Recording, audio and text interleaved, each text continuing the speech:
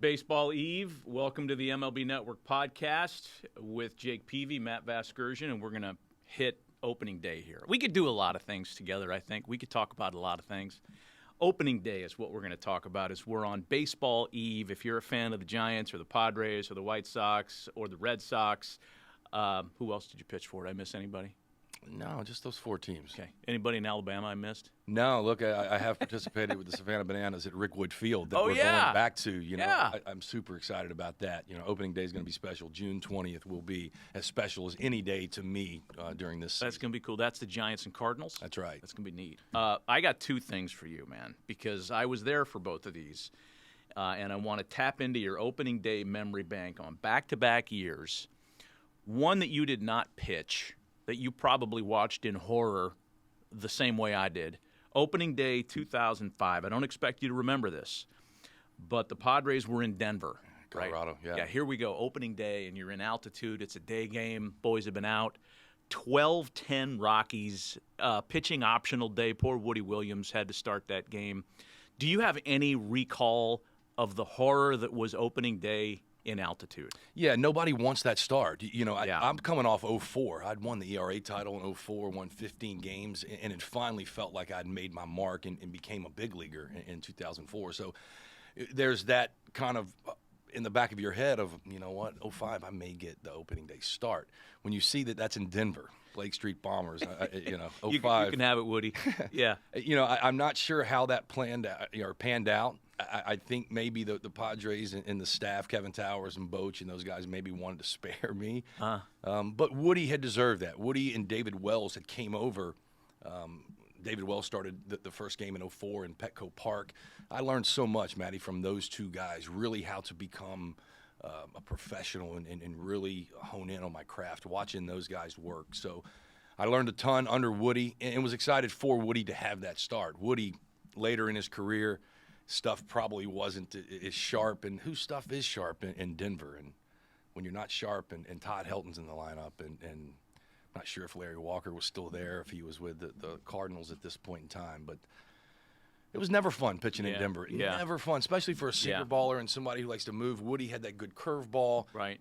It probably wasn't curving as much. Well, I didn't get to know Woody that well that year, but what little I knew of him, I felt like he was the template for what every manager and coach would ever want to have. If there was one guy that I could point to from that kind of 10-year period with the Pods, that's right, he'd be the guy. Well, and then, when I got called up in 02, it was me and Brian Lawrence, Adam Eaton, Oliver Perez was a rookie trying to find his way. We did have Kevin Jarvis, you remember, around, who kind of had some veteran experience. But it was really my first time being around a veteran who really influenced me. Woody was coming over from the Cardinal way with Matt Morris and Chris Carpenter and Darryl Kyle, rest in peace. So they just had a way that they went about things. And when watching Woody work impacted me in the biggest way, me and Woody would play catch. Woody could spin it really well, curveball, and really get on top. I was a slider guy, so I learned a little bit of a 12-6, and you're exactly right. Woody Williams, underrated career, absolute competitor. Yeah. He could hit as well. Yeah, that's right, former shortstop. So then the next year, 06, you get the ball on opening day against the Giants, unaware of your future trajectory that you'd win a World Series with the Giants years later. First opening day start for you, and knowing you the way I think I know you, it was probably hard for you to temper that uber enthusiasm with knowing that this is the first of 33 starts. Let's not blow it out on April 4th. You know me. I think I should back this up a little bit. 2006 is the first World Baseball Classic.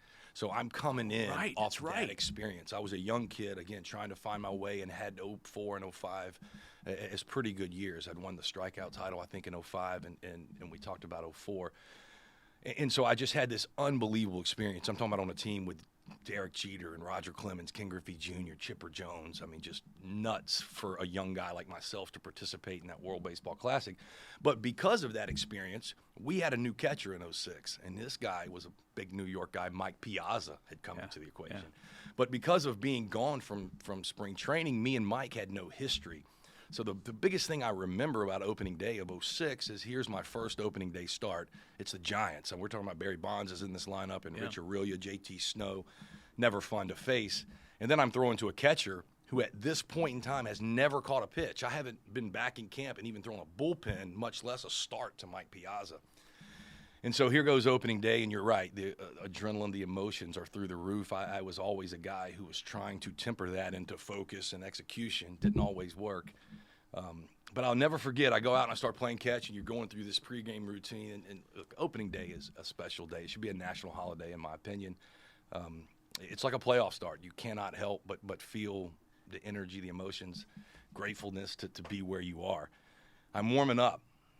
Warm up now to the bullpen. I'm in the bullpen, and I'm throwing to our bullpen catcher at this time. I look back at balls, and I go, where's Piazza? Is he coming down here? And Piazza says, no, he's going to run out on the line and get announced to the crowd. I said, what? He's not going to come down here and catch this pregame bullpen? The first pitches I'm going to throw to Piazza are going to be warm-ups, and then here we go, get them versus the Giants. But that's what happened. The first pitches I ever threw in my professional career to Mike Piazza were about 6 warm-up pitches opening day. That's unbelievable. And I'm trying to sink the ball and move it and going, gosh, Lee, I hope he's able to hold on. But I go out there. We end up having a great start together. What I will tell you about Mike Piazza, the flair for the dramatic, the biggest moments, you wanted this guy in the batter's box, ready to do his thing. We go out and we have a scoreless first. Mike comes in. First at bat in Petco Park, Jason Schmidt's on the mound, powerhouse of a dude, and Mike Piazza goes Oppo Taco. Well, I mean, which at that point in time, Petco hadn't been bigger. In. It was huge. Mike Piazza made the field look like nobody had made it look in my tenure since Petco had opened. Homer gets us off to a good start, and we go on and win that game. First, the Giants. There in 06 in front of a home Petco crowd. Mike had some big moments with the Pods. He was only there a short time. Remember his homecoming back at Shea, one of the coolest when they did the video. He gets a huge ovation for his first at-bat, goes yard. Second at-bat, big ovation, another homer. Third at-bat, the ovation's a little muted at this point because you're beating us now, Mike. And there were some raspberries in there at that point, and he hits a ball to the track, almost a 3-homer game in his first game back. I think it was off Pedro maybe as well. Maybe I'm making that part of it up. Look, I'll go back to this. I think in my career, I don't know. I certainly didn't see any kind of homecoming, anything like Mike Piazza coming back to Shea Stadium.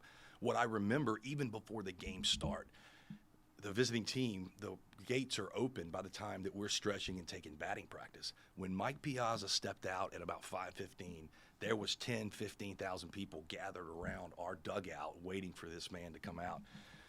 And the standing ovation from 5:15. Yeah. They played Stranglehold. I'd never seen an opposing player get his intro music song. Yeah. Big standing ovation. Yeah. And again, flair for the dramatic. You want this man up when it matters. 2 homers, almost a 3-homer game. Yeah. And then, look, one more Mike Piazza story before we get off.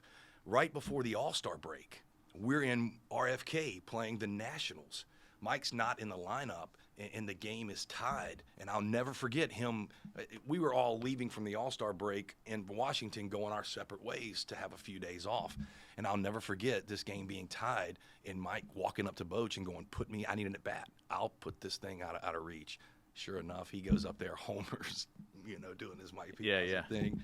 That's so good. Flair for the dramatic. Big-time players make big plays in big moments, Mike Piazza.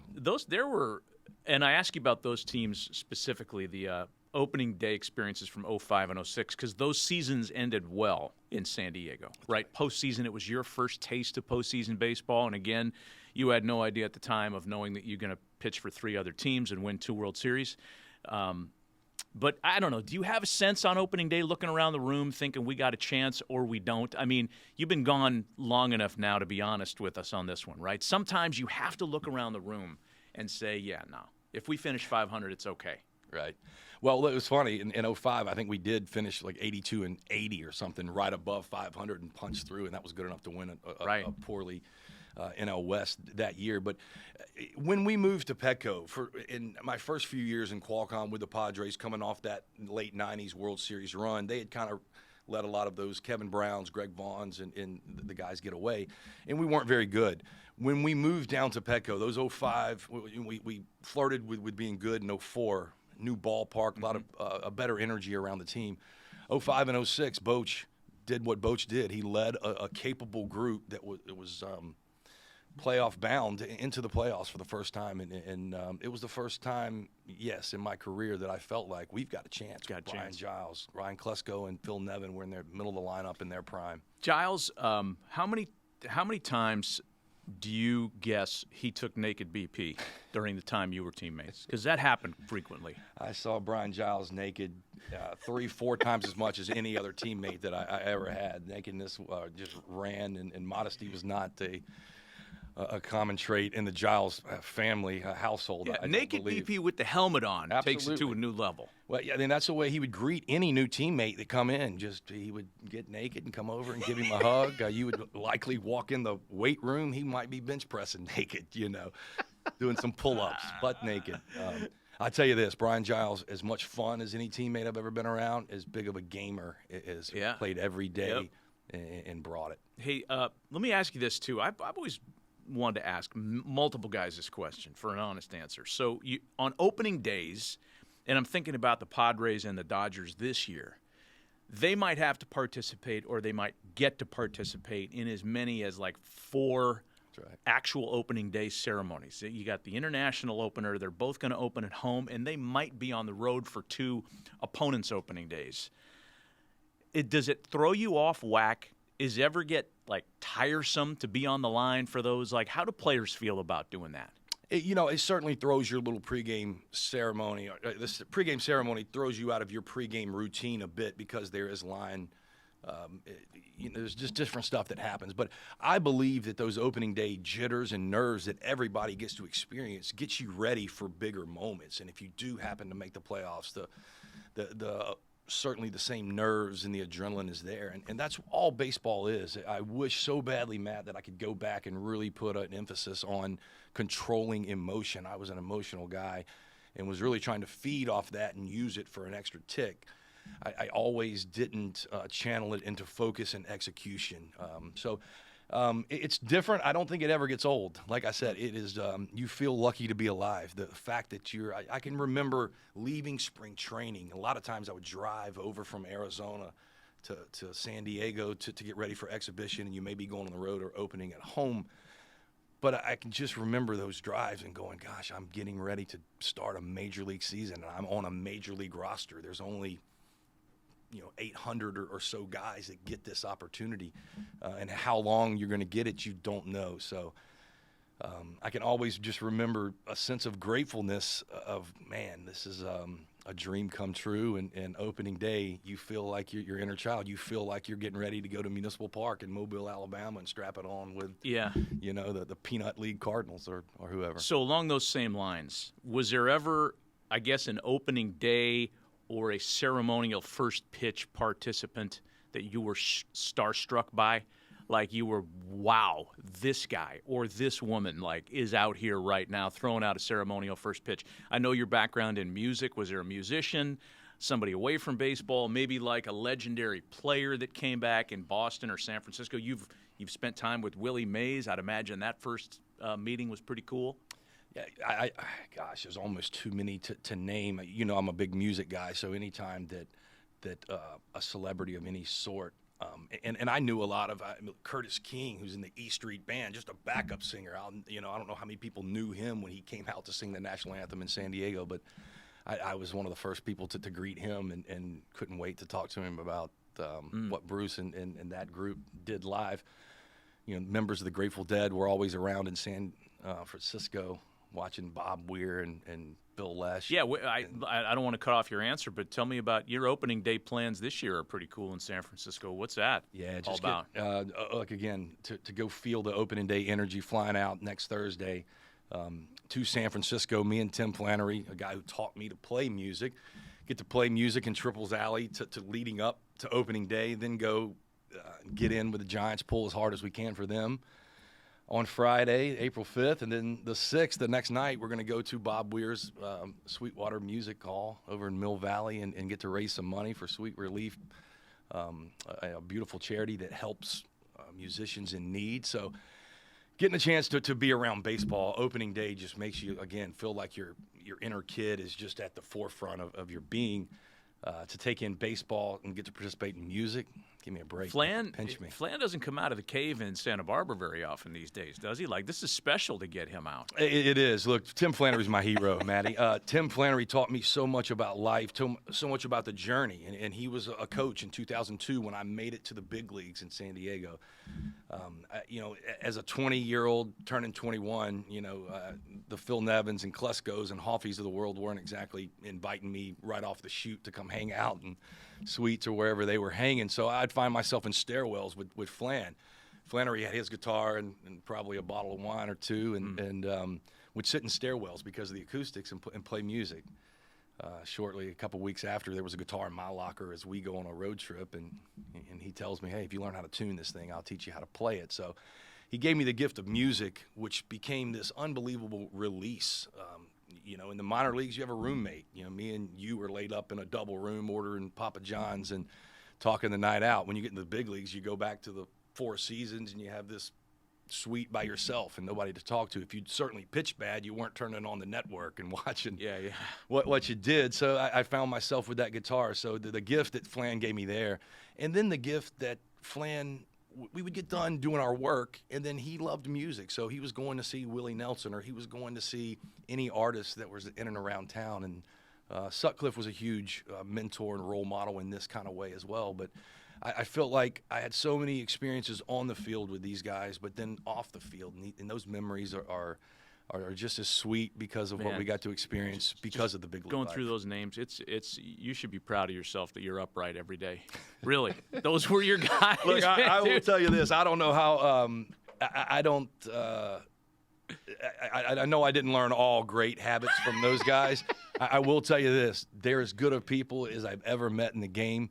They treat others with respect. Yes. They're true to themselves. Yes. And that's something I learned more than anything is it's okay to be you, and it's okay to have fun if you're responsible at work. Right. When we get off tonight, if there's something happening in New York City or going to have a nice meal, that's okay, as long as you do it in a responsible way and you show up ready to work. You know what? And that I got a question for you then in regards to that stuff, because sometimes there are the occasion presents itself to have your fun while at work. Or when you're done with work and you're still there. And I've always wanted to ask you about this. There was a game, I think it was like 06, 07, 05 maybe, Padres-Rockies, early season game, shitbag game, extra innings, turd of a game. Goes 19 innings. Oh, I remember. Awful, whatever. I started it. Me and Jeff Francis started You that. started it. I threw like 8-9 shutout, I believe. And I believe, it was just awful because no one was hitting that. I think me and Francis did our things. Petco nights where you guys are on and it's cold and marine layer air, and I think the only sober guys in uniform were the 9 guys who were actually still in the game because everybody was burned. All the bench guys were burned. You're burned. Every other reliever's burned. Someone had to wear it. Keg is tapped, and you guys had a great time. Well, look, this guy right here, Trevor Hoffman, I don't know if you see him. There was nobody any more professional and any more prepared to play, but you're exactly right. There was this thing that we had in San Diego that once you got burned, which means you had been used in the game and you were no longer available to go back in the game, Hoffy, when he come in and got his outs, he was the leader of the rally beers, so there was rally stoppers and rally starters that you would have to go participate in between every half inning. If a game goes 18 innings, you can do the math there, Matt. Look, I'm not going to we can do this because it doesn't matter. Adrian Gonzalez was spent in this game, and I'll never forget. He wasn't a big beer guy, and so, he was on the tequila. At some point in time, I remember running back out from that rally beers, and we may have been tying sanitaries with holes like we were the Ninja Turtles. We were out there doing anything and ever. But I remember running past up the tunnel, back out to the dugout, and Adrian Gonzalez just passed out there on the training table. About the 17th inning. It's wild times, and like you said, having fun at work is okay as long as you do it in a responsible way. Yeah, look, and just to make sure nobody takes this the wrong way, you guys are out of the game. You cannot legally return to the game. We were flying to Arizona after that game. We had to leave that particular night at 2, 3 o'clock in the morning. That makes for a hairy, hairy day.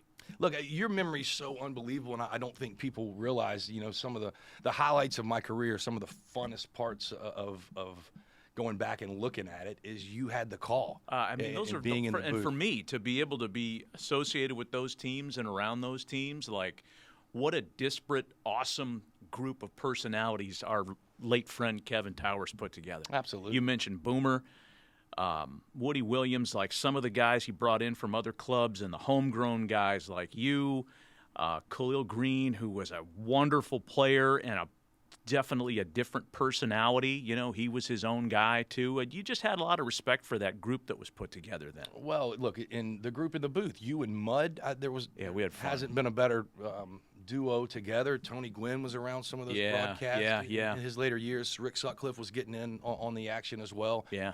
We had a great collection of people. Look, I'd ask you, what's some of your better memories that you can recall from those times? One of them was watching you guys against that Rockies game when it was late in the night, because we're looking down at the dugout the whole time, and something isn't right down there. Like, there are guys running around like having the time of their life. I'm miserable. It's the 19th inning, and it's freezing, and it's a crappy game. I don't know. You know, just being a part of those two seasons that kind of authoring those games, if you will, like auteuring them as a voice, because you knew how significant it was for the Padres to get back to the postseason, right? It had been a long time since '98. It had been a long time since they were competitive. And I really thought that in '06, when you guys went to St. Louis and took 2 out of 3 from the Cardinals in late September, and then you had that division series matchup with St. Louis, I thought this is the year. Like, they've got their number. They're going to get them finally. Yeah, if you remember that 06 start, me and Carpenter were battling it out, and I remember it too well. We've mentioned Mike Piazza's name here. He was catching, and 5th, 6th inning, I'm facing Albert Pujols, pop him up behind the plate there in the ball. I don't know if it hit the wire or something happened, but the ball didn't make it. It didn't end up being an out. A pitch or two later, I don't remember. Yeah, that. I remember it very well because I had gotten beaten pretty badly in 05 against the Cardinals, and I'd pitched down the stretch in 06 against them in September and had a really nice start. So I was ready for that matchup again. Chris Young was on top of his game in the rotation. Woody Williams was still there having a great year. He beat Brandon Webb down the stretch, and we just won our back-to-back division titles. That Cardinal team, we know how 06 finished, and we got beat by the best team still in. Yeah. Amount of professionals, and Scott Rowland, Jimmy Edmonds, and David Ecksteins of the world. There was Albert, of course, but Albert changed that game. We needed that pop-up to get caught, and it probably could have went a different way, but Albert homered later in that at-bat. It turned the game upside down. We didn't get any more off Carpenter. We did go win a game in St. Louis, but that team was just too powerful for us to push over. But, look, a little bit on those lines, I will tell you this, in relevant day. I've spent some time in spring training and just recently around the Padres of 2024. Mm-hmm. That 2022 run in slaying the Dragons up north in L.A. and going to the NLCS and losing to Philly, I think last year they thought they were just going to show up and a lot more of that was going to happen. This team of 24 behind Mike Schilt is as focused as any team I've been around this spring. They have as much talent as they've ever had in San Diego, and I expect big things. That's good to hear you say that.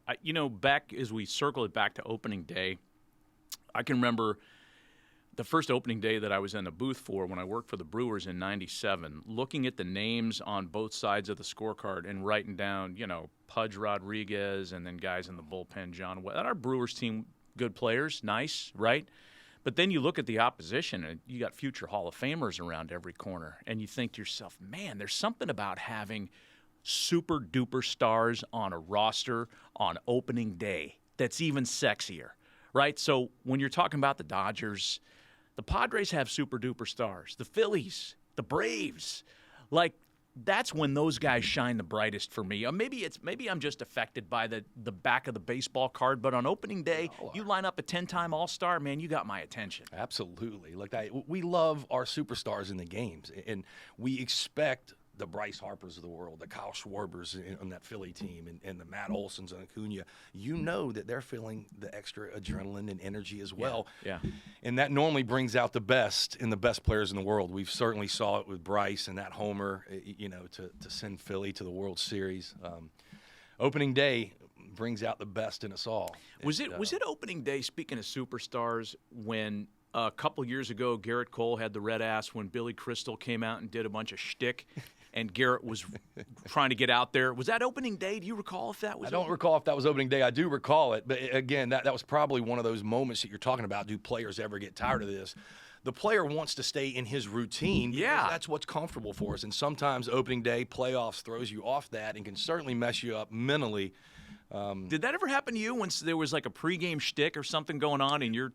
Never with a pregame stick, because I was pretty adamant that I was going to stay on my routine. I tell you what would happen to me if rain delay. A lot of I went from San Diego to Chicago, the Midwest. Now I'm dealing with the weather and start time. Yeah. It was never really an issue in San Diego. And so, gosh, getting ready and there being a rain delay or you're not sure what time the game's going to start. Hey, guys, we're in a holding pattern. Stay ready, bud. And then, we're going in 30 minutes. And then everything's kind of pushed up. We're such creatures. Baseball is so unlike any other sport to where we play almost every day. When you talk about 162 games in a little over 180 days or so, yeah, it's a powerful schedule, and we become such creatures of habit and routine that sometimes when that gets thrown off, we're not the happiest. And let me tell you, I hate to make excuses, but I think that when the Padres lost those two playoff series in 05 and 06, those daytime starts didn't do them any favors. No, you're out there at 3:05. It's awful. Central time, weird shadows, weird conditions. It's just not the same game. Look, I never enjoyed. I think my daytime numbers were okay, but I never enjoyed playing in the daytime simply because my whole routine felt different than it did, because most of your starts are around 7:05 at night. Unfortunately, in the playoffs, you only get one team, and it's normally, the powerhouse. The Padres weren't a national powerhouse back in those days, but you're exactly right. No excuses, but the Cardinal team in 06, losing to them and them going on to win the World Series makes it okay. A little vindication there. It does. Yeah. If you're going to lose, you might as well lose to the champion. Yeah. Before we wrap this thing up, opening day, the national anthem always is true. It's always great. It's always relevant. Opening day, it feels even more so because the bunting's out. It's a sold-out crowd everywhere. If you could book your ultimate, Star-Spangled Banner opening day act, who would perform it for you? Man, it would be back here on the East Coast somewhere, and Bruce Springsteen. Like, does anybody love America and bring out, like, our patriotism or call things what they are? Then the boss. I know that we have controversial Born in the USA and stuff like that, but this man, to me, is the Mecca. It was always really cool being out on the West Coast, and again, I'm a huge hippie and Deadhead guy, and watching the Metallicas of the world, the Grateful Dead members. Giants do such a good job booking that stuff. They do, but for me, Bruce Springsteen just brings out all the feels. I don't know that he's ever done it. I don't know if he does it either. Look, we've got a whole building of Springsteen people here, including you and I. I don't think he's ever done an opening day anthem. I don't think he has either. I tell you what, it's a very hard song to sing. I've heard so many anthems. I saw it done any which way you could ever see it done. A lot of times I love instrumentally hearing it. And if you have a good player, Bernie Williams does a fabulous job of it. But I've seen just some incredible renditions of different instruments playing it through, and it can give you all those feels. It's a very hard song to sing. I will tell you this, me and Flannery, and I told you our opening day plans, that was the Giants' first idea of, why don't you, Flannery and Bob Weir, sing the anthem? And I think we just politely, Flan was ready to go, because he is always ready to go when it has to do with music, but I kind of politely goes, what, too much pressure? It's a very tough song to sing. I'm not a beautifully gifted singer, and I just didn't think the three of us could really. I'm sure we could have, but getting a chance to bow out of that and play some music in Triples Alley. Oh yeah, it's a better choice. You can be yourself a little bit more. A lot of pressure with the anthem and delivering on opening day. Springsteen on opening day. Maybe that's something we. Talk to someone about. I don't have any juice in the I world came that out way. In Fenway Park. I came out when I took the field. I took the field to Badlands, a big time. Okay, Springsteen all right. song. So I think I'm pulled in that way. I was in the Northeast. A lot of Springsteen fans. After you listen to this podcast and watch this podcast, go to YouTube. I think it's still out there. Springsteen played a Milwaukee show in the 70s where somebody phoned in a bomb threat, and they played right through it, and it was one of the best shows he's ever played. I tell you, I've seen him. I don't know how many times. Going to see him some this summer, right down here. Yeah, not Park advocating on the beach. making calls like that. No, absolutely not. But yeah. Again, the Springsteen's the boss, and not many people would power through something like that. Yeah. The boss and the E Street Band. This is fun, man. Let's do this again. Let's do it again for sure. Did I take you down any bad paths? No, I wish I had more time or could dive into it more. We'll do it. We'll have to do it again. We'll do for it again sure. if they have us. Happy Baseball Eve, everybody.